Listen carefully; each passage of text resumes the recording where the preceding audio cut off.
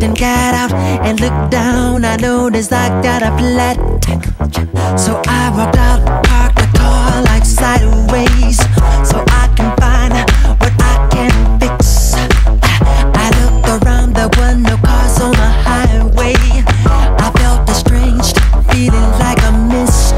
So I walked down toward the end of the road, and in the fog a woman appeared. She said, "Don't you worry, my friend, I'll take care. Take my hand, I'll take it there."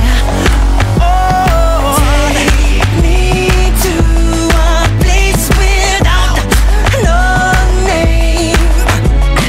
Take me to a place without no name.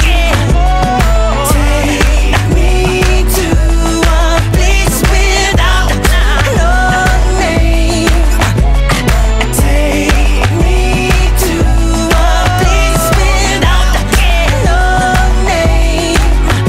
As she took me right through the fog, I seen a beautiful city up here, where kids are playing and people are laughing and smiling and loving fear.